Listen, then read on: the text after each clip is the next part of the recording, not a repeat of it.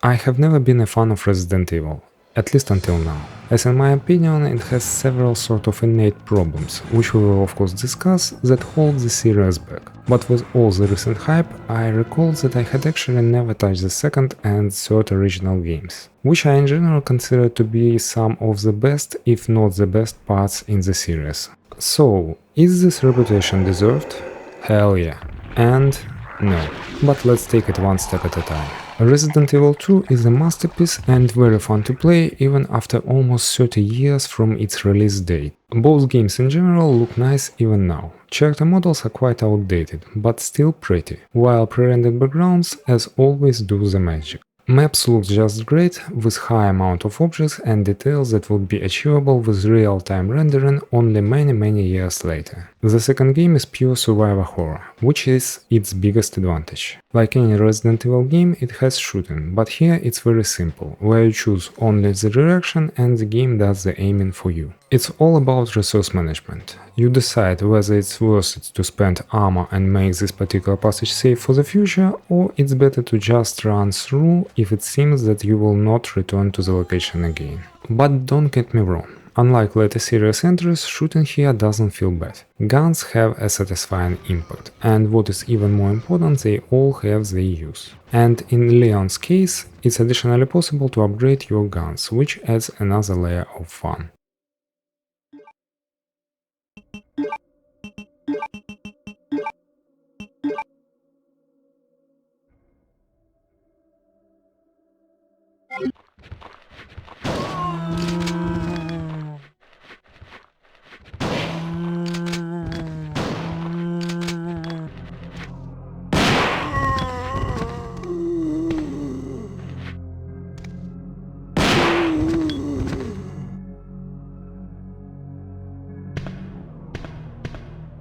And last but not least, while shooting is simple, there is also headshot mechanics, mostly for your shotgun, where you can decapitate zombies at close range by shooting upwards. It is very helpful for harder difficulties and in general is your primary way to deal with zombies. And when it comes to gameplay, the police department of the second game is a benchmark of how to do exploration, and still serves as an example for later games, including even the most recent one. The second game actually doesn't have a lot of puzzles in the pure sense, where you need to solve something rather than just bring a new key. This can be considered as a disadvantage, but in terms of game loop, finding a new key, opening areas that were previously unavailable, exploring and repeating, it's very well done. And while there is a lot of backtracking, it's all in close proximity, so it doesn't annoy you. Unlike in the third game, where you often need to backtrack from the end of the chapter to its beginning.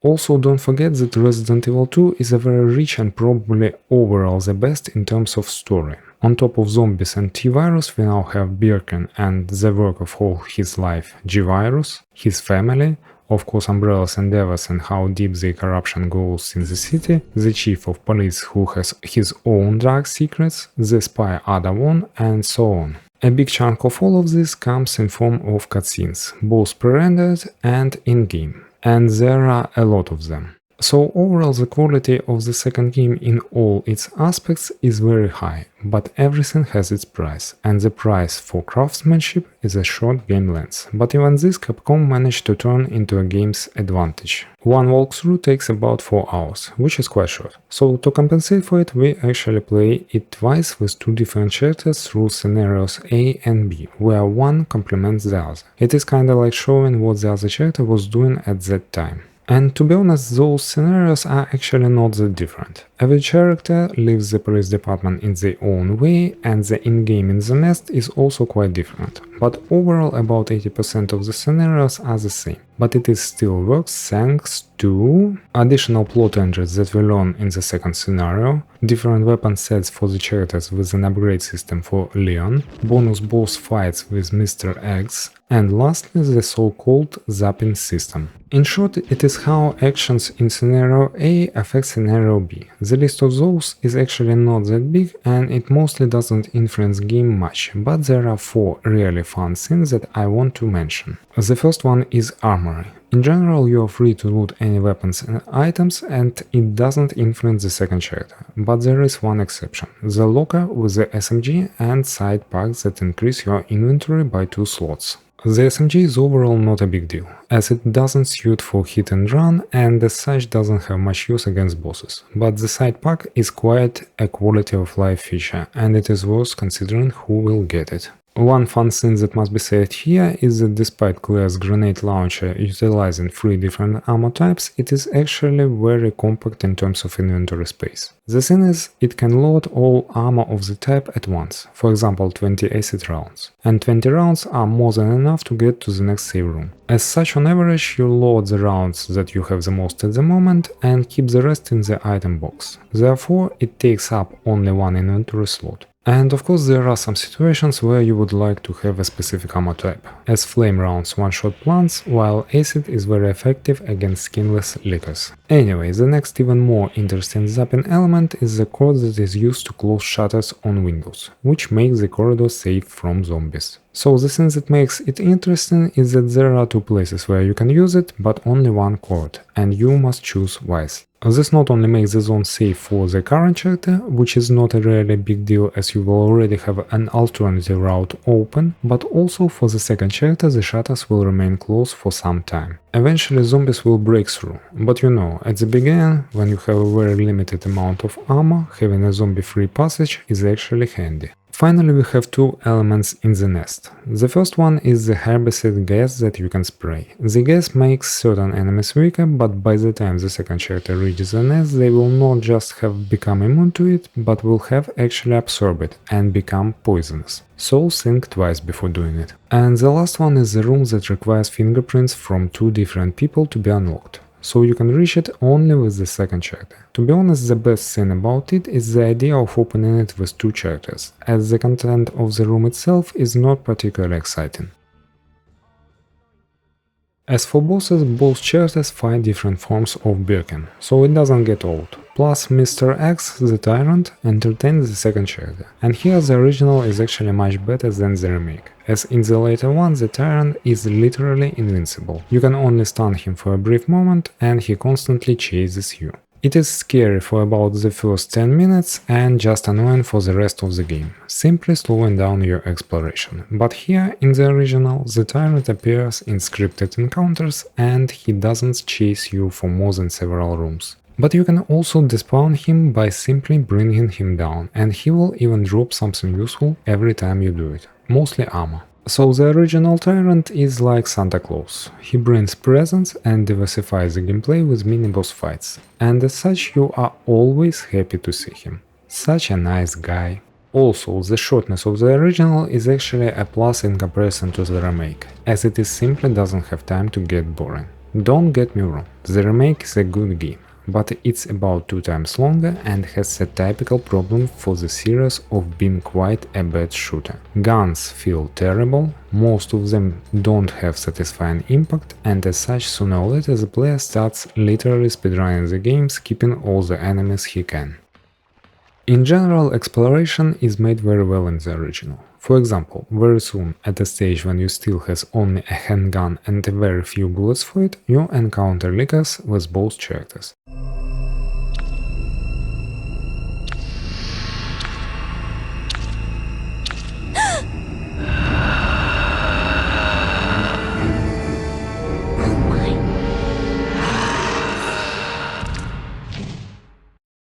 And the game kinda hints to you that yes, you can fight them, but maybe it's better to try exploring more. Who knows, maybe there is a grenade launcher or a shotgun in the next room.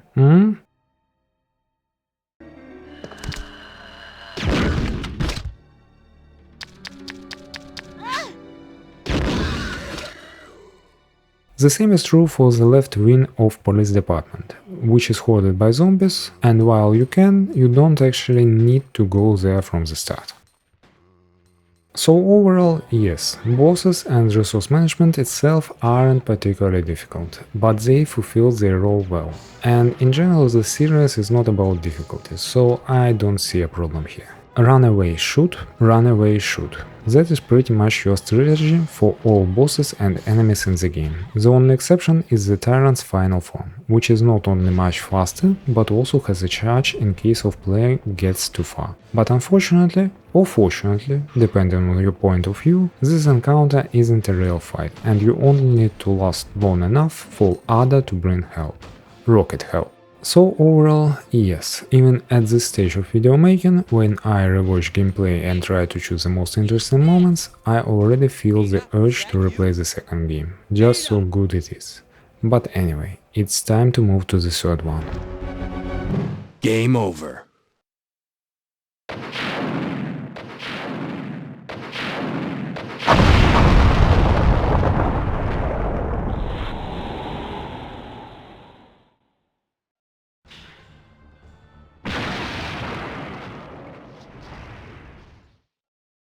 I actually was looking forward to play it, as pretty much what I had heard about it, it's the same as the second one, but bigger, better, faster, with great bosses, etc. Well, reality appeared to be quite disappointing. The first thing that the game tells you is that character control are a bit different now, and Jill now has several new moves. The least interesting one is the quick 180-degree turn. To do it, you need to press the sprint button while you are moving backward. The problem here is that after this you immediately need to press move forward instead, otherwise you will keep backing into the exact direction you wanted to stay away from. I mean, it's not useless, but it's so clumsy that I used it only a couple of times through the entire game. The next mechanic is more important, which is dodge or shove, depending on the enemy. In fact, it's pretty much just a parry. If you press the aim button or the shoot button in case you were already aiming directly before an enemy attack, Jill will perform an emergency dodge in random direction, or simply shove the zombie away.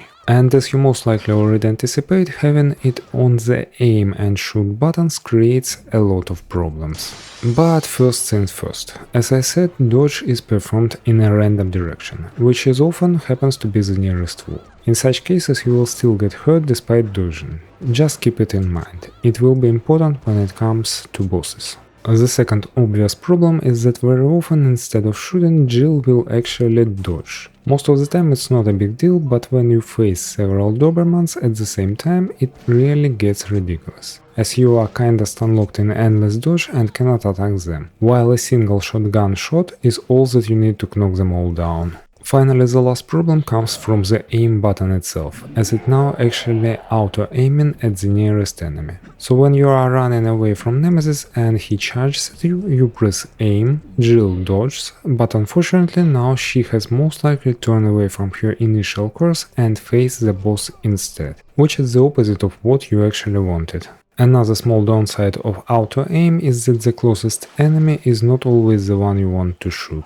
In general, regarding all these parry mechanics, it must be said that Nemesis, yes, he has welter-rough attack animations, while zombies sort of instantly transition into a grab at close distance without even lunging at you. Alright, let's now return to auto-aim, as it's sort of the harbinger of future series problems, and shows quite well the dissonance between the origins of the series and the future transition into more action-heavy games. The thing is, Resident Evil uses the most classical depiction of zombies – slow, relentless, shambling horrors. The problem is that while they look impressive and have quite a lot of character, in reality such enemies don't pose much danger, and that is actually a problem. To solve this, the developers hindered character movement. Yes, the original clumsy and very awkward movement was directed not so much by technical limitations, but was an intentional design choice. And it works. It really does. But when a game becomes a series, you start to face another challenge. You can't actually sell the same slow zombies time after time, because players get used to them quite quickly and they stop present danger. As such, the horror element evaporates. That is exactly what we already discussed regarding the second game and its remake, as the original is short enough to avoid it, while the remake experiences it to the full measure.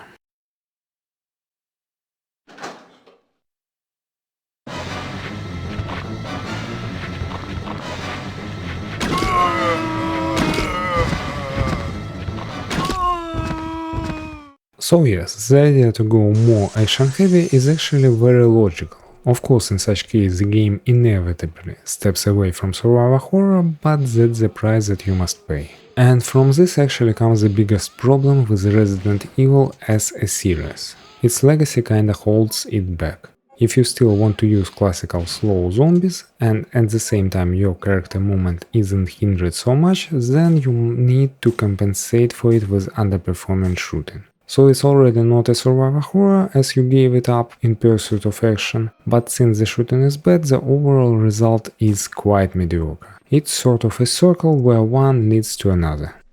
The only Resident Evil game that has dangerous fast enemies, not too much restricted character movement, and incredibly good shooting at the same time is not even a Resident Evil. It's a Dead Space. And that was pretty much possible only because Dead Space is not limited by classical zombies. And as we already speaking about it, Dead Space actually went the same route as Resident Evil, which is a bit funny. I mean, a more action-heavy sequel was a good and logical step. But then, betting on multiplayer in Dead Space 3, which had already been proven to be not the best design idea by Resident Evil 5 and 6, looked like a pure cash chase. Another funny moment is that while in the context of going into series, Dead Space had an advantage over Resident Evil in terms of gameplay, it is quite the opposite when it comes to the plot, since Dead Space had a finished story from the start. It is very hard to squeeze enough plot for a series out of it, while in every Resident Evil game it's the opposite. The local conflict is resolved, but the larger war continues. Besides, the endings themselves immediately hint at further development of the story. By the way, in Dead Space 2 the developers actually radically changed the nature of the marker, so they could have at least some plot points to write from. Isaac, make us whole again. Make us whole again. In the original, Make Us Whole meant nothing more than returning the marker on its base so it could continue to suppress the necromorsers. While in the second game the marker turned from the jailer into the source itself, and Make Us Whole became Let's Unite into a single creature sort of. But who cares as long as the sequel was good. Anyway, the final battle with the Tyrant in the second game was already above what the classical control could handle. So these new changes, dodge, auto-aim and quick turn, are here precisely for this, to allow the developers to use faster and more dangerous enemies. Specifically, zombies are now a bit more active, but mostly it all comes down to Nemesis, which, be sure, we will discuss. Oh yes, we will. Now let's talk about the game itself. Unfortunately, the third game was initially supposed to be just a small addition to the second one, and only later during the development the decision was made to expand it into a brand new numbered game. And as we all know, in such cases, the initial form of the game always remains noticeable, like with the Kingdoms of Amalur, Dragon Age Inquisition, or the recent Crimson Something. In terms of plot, the third game is pretty much nothing. Jill tries to stay alive and that's about it. But here are several problems. First of all, in the Star's office in the second game, Claire learns that her brother Chris and Jill went to storm the European Umbrella HQ long before the zombie apocalypse swallowed the city. And the events of the third game take place much later than those of the second one, because as you know, in the end the city gets nuked. So it already doesn't make sense, but that is only the beginning. In the second game the plot was simple but very logical and direct. Claire needed to check the police department for her brother while Leon was looking for his new colleagues. After that, it transformed into gathering resources and finding a way to escape from the city, which Claire finds in the form of underground umbrella passage, so they follow it. Leon, are you still there? We're leaving. Are you crazy? The streets are still crawling with zombies. It'll be all right, trust me. We found a way to the sewer. Follow us later. Claire! Claire! Wait! In the third game you quite often moved forward without any logical reason, just because it's the only way you can go. For example, in the police department, Jill just takes the lockpick to get access to new locations. It works from gameplay perspective, but not so much when it comes to plot logic. And of course, in the very end, in the style of Deus Ex Machina, a helicopter with another STARS member, Barry, arrives and saves Jill. So yeah, Carmack would be proud, as the story here is indeed on the level of a porn movie. Hear that? There's a second chopper, and it's here to rescue you. But who is it? Who could possibly be looking for me? It doesn't matter, we just have to be there when it lands. There are actually quite intriguing final areas in the game, which are pretty much a battlefield covered with dead bodies of tyrants and army soldiers. But that's it, it's just a decoration, and there is unfortunately no story as such behind it. Okay, now let's talk about something that actually became better. The puzzles. There were very few of them in the second game, and they were very simplistic. Here there are more of them, and they are quite good and not annoying at all. Solving them is a nice distraction from the core gameplay. The only one that I didn't like is the one with the vents, but mostly because the user interface isn't particularly friendly. However, when it comes to exploration, they actually dropped the ball quite hard. I mean the part when you need to find a key and bring it to the corresponding door. Throughout the game I counted 4 places where the key and the door are in the very same room. The hook that opens the basement hatch in the restaurant, the video cassette with the code and the PC that requires it, the door lock with voice recognition and the audio recorder with the doctor's diary, and finally the secret door behind the fireplace and the crowbar that you use to get in there. Well, let's say the developers decided to keep it very simple. In general, the third game is rather linear. And you know, overall in the second game, the police department puzzles, statues holding keys, secret passages, they were all kind of bizarre and unrealistic. Except they actually have a plot basis. The corrupted police chief, who worked for Umbrella and has quite, let's say, specific tastes. While in the third game, well, I think the mayor statue is the peak of its design. So we find the statue holding a metal book. We take it, bring it to the fountain in nearby location and leave the book there to take the disc instead. Then we return to the statue and put the disc where the book was. The mechanism activates, the statue turns around and the secret stash opens in its base. And there is a car battery. So yeah, gameplay-wise it's okay, but damn, a car battery. Apparently it was hidden so that no one would steal it. In general, the second game tried to be logical with the item placement, like armor in the armory or on the bodies of the dead cops, and grass on the balconies or near the windows. Items were a part of a storytelling. While in the third one it's very arcade. You enter a safe room and there is a stash of gunpowder waiting for you. No one cares that it's a chapel. Of Church of Violence apparently. And as I mentioned gunpowder, let's talk about it. This is also a new mechanic. You find 2 types of powder that you can mix in different ways to create all types of ammunition, from pistol rounds to freezing rounds for the grenade launcher. The latter is probably the most effective tool against Nemesis. A nemesis of Nemesis, so to speak. You even have a hidden gunsmith skill that improves as you craft armor, resulting in more and more armor being created from the same amount of resources. Finally, after you have created handgun or shotgun armor 7 times, the creation of enhanced, more powerful ammunition becomes available. On paper it sounds great, providing flexibility for your arsenal and adding to the game's replayability. But in practice, a big part of survival horror is the need to make the best of the limited resources that you have. So in the second game you are sort of forced to use pistol, even if it's not the best weapon, simply to preserve more valuable ammunition. Also, the pistol actually has its niche, thanks to its range, which makes it quite good against Tyrant. But Nemesis is not a Tyrant. And here in the third one with gunpowder you actually have 0 reasons to create handgun armor, as excessive A powder used for it can be converted into AAB to make lots of shotgun rounds instead. And those are the best choice for common enemies. They one-shot multiple zombies at once and take only 2 rounds for more exotic enemies. While for bosses you create grenade launcher armor, or rather you improve normal grenades that you find in abundance into freeze ones. Or magnum rounds, also a good choice. and pre-made handgun armor is only found in the beginning. So yeah, in this regard the game has become much easier, as you can always use the best suited weapon for the job. Enhanced armor doesn't really matter for the same reason, you don't craft handgun armor, and the shotgun already one-shots everything.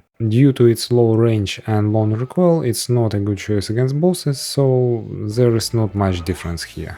Now it's time to speak about the bosses. Nemesis was very promising. He is like the best of two worlds. He's as active as Tyrant in the last battle, and at the same time he has different forms like Birkin. And yes, just like the Tyrant, he is fast and has charge. If only the developers had stopped there. With the improved player mobility, it would have been a great and entertaining boss that is fun to fight. But they did not. On top of all of this, they added grab, which leads to an endoscopic one-shot or a stun lock loop that eventually ends with the same one-shot.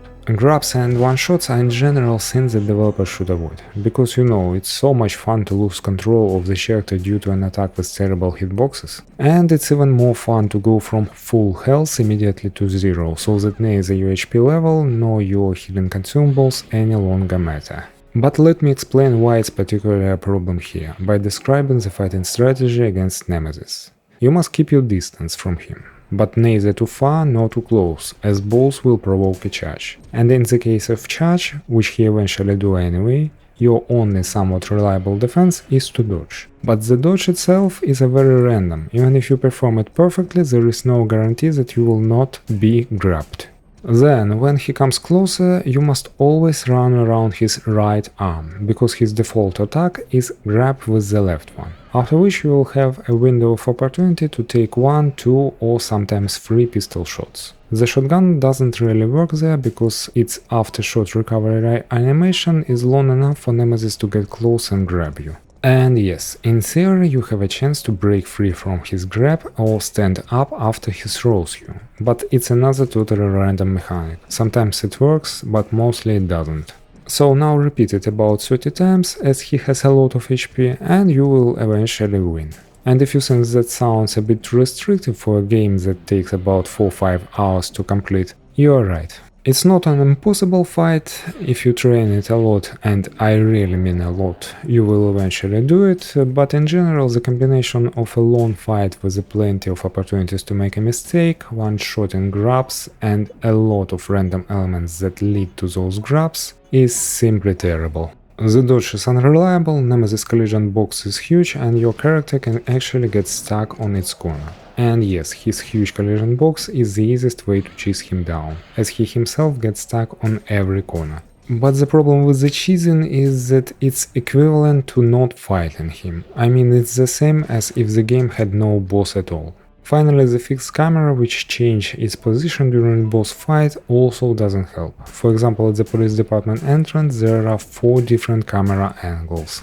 But why fight him in the first place? Aren't we supposed to run away? Well, boss fights make the game more fun and bring diversity to the gameplay. That's already a good reason. Besides, in survival horror games, bosses work as sort of resource management check, making sure that the player counts every bullet he uses. Another reason is that Nemesis, like the Tyrant previously, drops presents in the form of loot. And this time it's not just armor but parts for creating custom, more powerful pistol and shotgun. And here comes another problem. You assemble this custom handgun at a point where you stop finding pre-made armor for it. And as we previously discussed, you have 0 reasons to craft it yourself. Yes, this pistol has a high fire rate and chance for headshots, but who cares when the shotgun always decapitates zombies and does it in AoE. For the same reason, the custom shotgun is also not really needed. It's faster, so you can at least use it against Nemesis himself, but by the time you make it, you already have much better guns for the job.